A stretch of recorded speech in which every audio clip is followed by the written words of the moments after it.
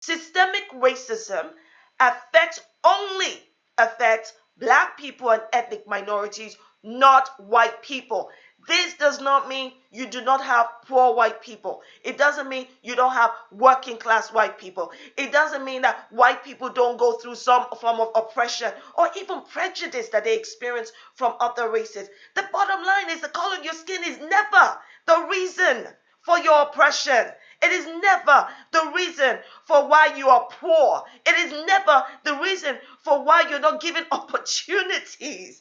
Okay, people, I need you to get educated. Don't make Auntie Shola waste saliva, okay? Dr. Shola Mos-Shogbamimu, hello. How's it going? Hello, how are you, Ollie? Yeah, I'm hanging in there. I'm hanging in there.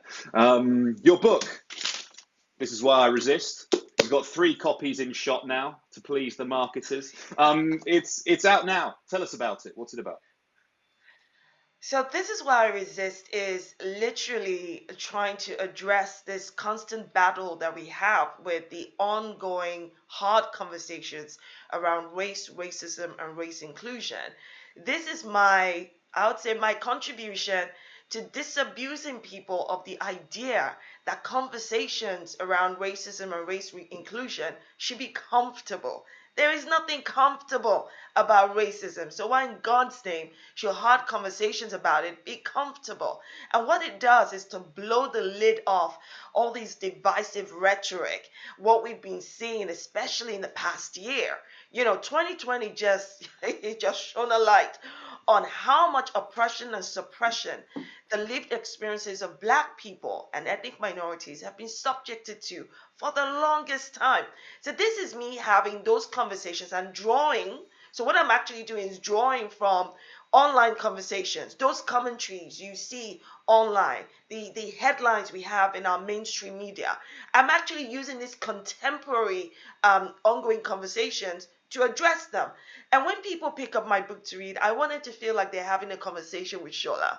I wanted to be able to hear my voice, no doubt, that they're having this real conversation. This book, I feel very strongly, this book speaks to those who deny systemic racism exists. It speaks to those who are willfully ignorant and deliberately so about racism. It also speaks to those who want to know more, who are truly going, I've got lots of cobwebs in my head here. I want to understand better. And it speaks to those who are of like mind. It definitely addresses issues about what we need to be doing next and what that looks like.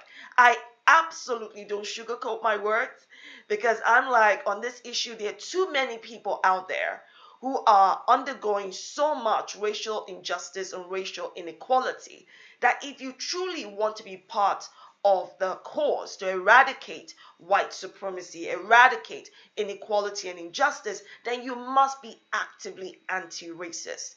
This is why I resist. Yeah, that's really interesting because there was a concept that you talk about in the book, performative allyship, which I think sort of touches on what you were talking about there, sort of people being consciously participating and trying to challenge these narratives and these problems. Can you explain that term, particularly actually in reference, obviously in the summer we tragically had to witness another black man being killed at the hands of the American police. And we saw this sort of explosion, if you like, of social media based activism, particularly those sort of black squares on Instagram. Would you be able to go into that in a little bit more detail? I find that performative allyship is dangerous. What performative allyship does is to root white supremacy. Performative allyship is fake. It means that you are simply going along with something because it's trending, because you want to look like you are part of a cause. You are actually, what you're doing is maximizing and manipulating black pain for your own selfish purpose. And I'm very, very strong in saying that the ethos of Black Lives Matter means that we, as Black people and ethnic minorities, are in it. We're in it 365 days, 24/7. You don't get to check in and check out. This isn't a hotel. So if you're experiencing white fragility, white fatigue, white ingratitude, pack your nonsense and get it out of our way, because what you're actually doing is you're being part of the problem, not being part of the solution. Because imagine for a second, Ollie, if I said to you that, oh yeah, I'm your partner, I support you. And then I think I can rely on you because I can rely on your voice, I can rely on your platform. And then when it really counts, you're nowhere to be seen. That means you're just as problematic as those who are actively enabling all of the oppression and suppression. And I think it's really important for people to understand that performative allyship has existed for the longest time. And what performative allyship, what we must be doing is to call it out where we see it. Now, it doesn't mean that people are not capable of changing. It doesn't mean that people cannot come into a better understanding, especially corporations and institutions, and want to truly support. I'm saying, show us the receipts. You know what I mean? Put your money where your mouths are and demonstrate your allyship, not just with black squares. No, no, no. Change your policies. What are you doing to create less toxic, or more, I mean, preferably toxic free environments for those in your organization, for grassroots movement if you're part of one? What are you doing? There has to be receipts to be shown. That is why this is particularly important. Something that I've noticed is this sort of increasing political characterization, shall we say, of the Black Lives Matter movement. That it's sort of being, obviously it's risen up. It's been around for a long time, and some people actually aren't aware of that. That this movement, particularly in the US, has existed for a long time because unfortunately, this phenomenon of black men dying at the hands of the police is not new, but its popularity has increased, and as a result of that, we've seen, particularly in sort of wings of the print media in the UK, this attempt to kind of dress it up as a political party, as something that has these broader ambitions. What can you comment on that? What do you read into that when you see that sort of thing going on? Well, where we have the absolute negative categorization of the ethos of the Black Lives Matter movement, especially assigning it political ambitions, I see it as a move to discredit what the movement stands for. The movement is not the organization. They're two separate things. The ethos of Black Lives Matter was at the heart of the abolition of slavery. It was at the heart of ending the colonization of African nations and, other ethnic minority nations. It was at the heart of the civil rights movement in the 60s and 70s here in the UK and in the States. It was at the heart of ending apartheid. The ethos of the Black Lives Matter, it's the movement is so much more about the lived experiences of Black people, how the legacy of slavery and the continual enablement of white supremacy as a mindset and as a practice systemically continues to hold us back as a society, that it is regressive, and what it does is to deny Black people an equal value of life and liberty. That is the ethos of the movement for me. So when people like the Nigel Farages of this world try to assign and to discredit the movement by claiming it is Marxist, it is this or that, you know what they're trying to do. They know they cannot attack the ethos. So what they want to do is they want to feed into people's irrational fear of racial diversity. They want to feed into people's hate for anything that is not white, anything that apparently might attack their so-called white supremacy mindset. Understand that racism is about superiority of race versus inferiority of race. That is what racism is about. It is about a power construct that is continually used for the benefit of white people to deny Black people an equal value of life. It is the reason why there is such a political, economic, and social power construct that makes it possible for it to permeate in society at a macro level and at a micro level. So that whether it is an individual doing it, they've got the power, they've got that backing from the very systems. This is why my book goes in depth in looking into all of these conversations, in deconstructing things like white privilege, in totally just knocking down this nonsense notion of reverse racism. It draws out what we are seeing with white identity politics. It addresses the issue of people feeling threatened by Afro-visible feminism. And it asks the most, I think, powerful question of our day, which is, when will white people progress? People, come on. I mean, this issue has existed for centuries. Why is Shola having to, talk about it again in 2021? I would hate for my kids and your kids to still be talking about it decades from now. It makes no sense. If you look at all of the so-called changes that has occurred, they've been incremental. Don't get me wrong, and I need people to understand it. Understand this. We have had white allies. White allies, some of whom who have also lost their liberty and their life fighting for racial justice and racial equality. The problem, though, is that they were lone voices in a system so rigged about white supremacy. What we have to do now is to totally resist the system in a way that has not been done before. Right? Social media today is being used so much more powerfully than print was decades ago. That even through government, through industry, we continue to see the examples of systemic racism, systemic discrimination. And what I try to do with this book is also address issues around using racism as a catch-all phrase for all other expressions of hate, which I do agree with. But I say to people, read my book to understand why.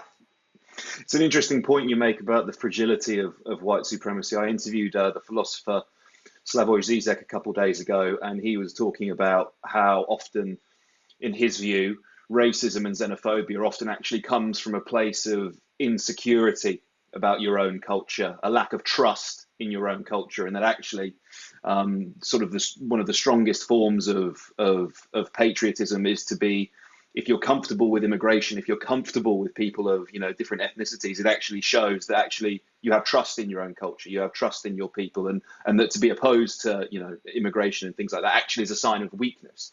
Do you think this is moving on though? Do you think it's possible for someone to disagree with intersectionality, to disagree with identity politics, and still be anti-racist? Do you think those two things are compatible?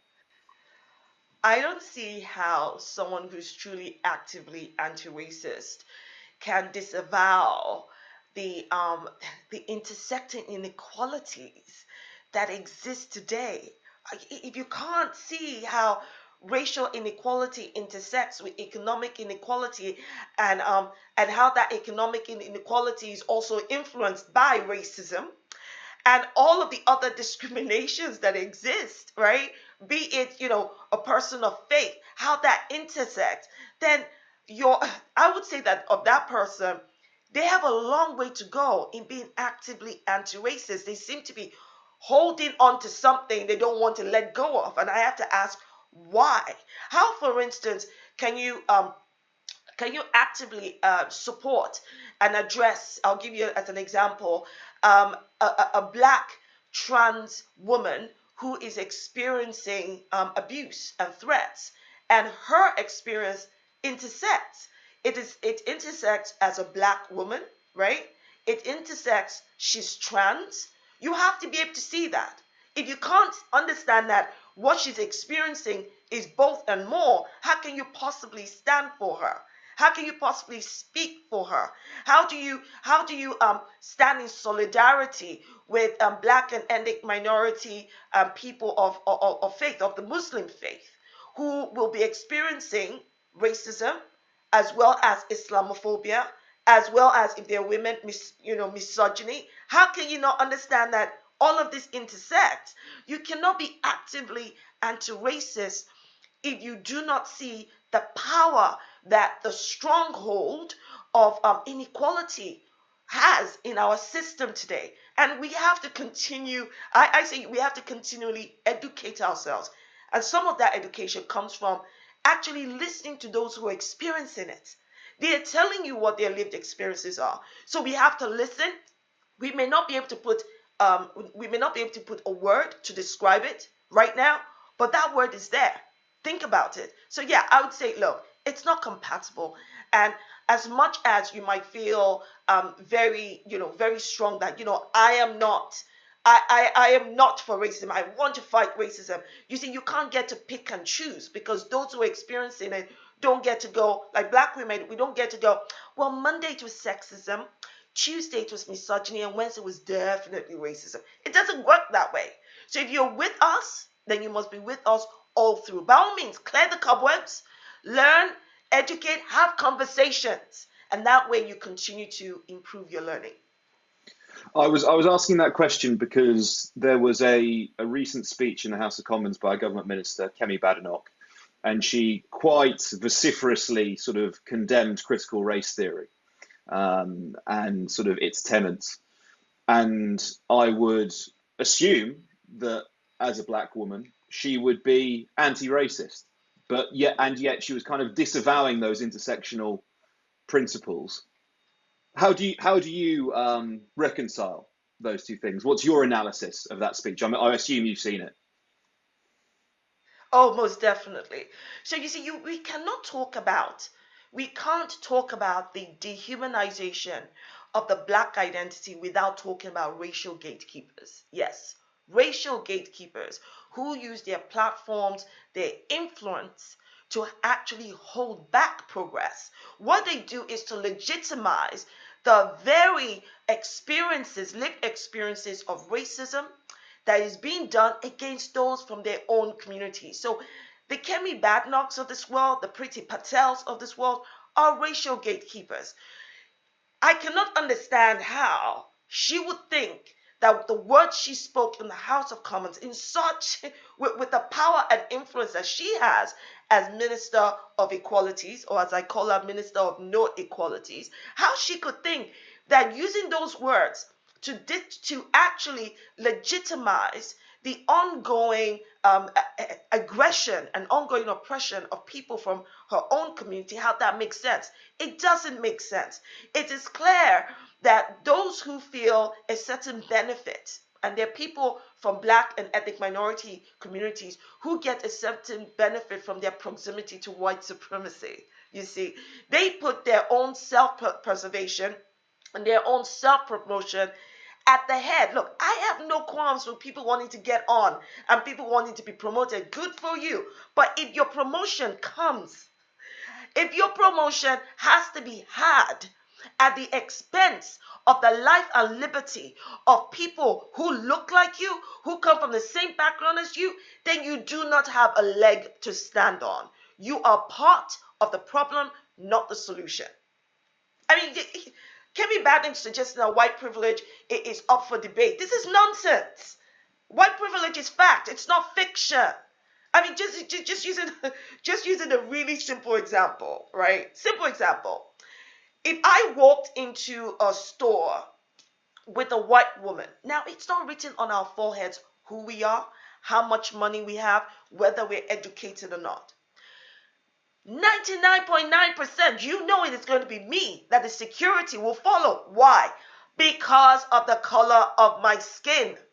Not because of the white person whose privilege immediately makes her stand out as though, well, she can't do anything wrong. Even our broken criminal justice system tells us that with black people and ethnic minorities, you're guilty until proven innocent. While with white people, in most cases, they're innocent until proven guilty. So yeah, the Kemi Badenochs of this world are racial gatekeepers who are doing everything they can to not support people who are from their community. It's a disgrace. How do you respond to the criticism of the concept of white privilege? People come back and say, don't you think defining an entire group of people, hundreds of millions of them, their attitudes and position in society by their racial characteristics, by their whiteness, is that not in and of itself quite racist? Jesus, God give me strength. Ollie, I know you have to ask the question, so Father Lord, just give me strength. This is one of the reasons I wrote the book. First of all, let me say quite clearly, and please read my lips if you need to. White people do not experience racism. Period. Racism is about superiority and inferiority of race, a social construct created by white people. Now, this does not mean all white people are racist. For God's sake, do I need to tell you that? I am saying that the system itself, built on from the legacy of slavery, colonialism and the way that the world runs as though whiteness is superior to blackness is what created this product of white privilege. It is so powerful that even being white and homeless still gives you privilege that I don't have. I'm sorry, were you not just listening to my example about me and a white person walking into a store? I mean, who's going to know you're homeless? Although, I mean, unless you look a certain way. But the point is, this privilege is real. And in my book, I'm calling to all our white siblings, our white allies, those who are already, who know what to do, they're doing the good work. They're using their whiteness, weaponizing their whiteness to stand on the right side of history, to say hell no to racial inequality and racial injustice. And they understand that racism today has not just evolved, that we have to understand that there's an insidious nature to racism. So I need people to get educated. Systemic racism affects only affects black people and ethnic minorities, not white people. This does not mean you do not have poor white people. It doesn't mean you don't have working class white people. It doesn't mean that white people don't go through some form of oppression or even prejudice that they experience from other races. The bottom line is the color of your skin is never the reason for your oppression. It is never the reason for why you are poor. It is never the reason for why you're not given opportunities. Okay, people, I need you to get educated. Don't make Auntie Shola waste saliva, okay? I mean, I don't have to be repeating myself all the time. And let me just leave you with this little nugget, just tiny nugget. There is only one race, only one race. It's called the human race. Oh my God, is that new to you? Because it's not new to me, right? It's called the human race for a reason. Now, if we know there's only one race, then the word race is actually moot. We don't need the word race. So why was the word race, why did it come into, why was it used or why did it come into being? Because some people, yes, of a certain complexion, yes, think that their skin color is superior to those who are of a darker complexion. White folks started this. I didn't start this. Ollie didn't start this. We were born into this system. Okay? And the bottom line is people need to progress from this. White supremacy thrives today for a reason. And for many people who are either silent or who don't want to do anything about it, it's because their way of life is predicated on the denial of an equal life and liberty to black people and ethnic minorities. I think it's really important to understand this because we're actually tired. We're tired of having to, I don't know, unpick your learning when you ought to be learning it yourself. This is the important thing. And you always know you're speaking to those who have this mindset. You have to be ready to educate yourself. When people spout things like, well, this black person was racist to me. Hell no, that black person was not racist to you. Do white people experience prejudice, bias? Heck yes, like any other social, using the social construct race, right? Right. But racism? Hell no. You don't experience racism.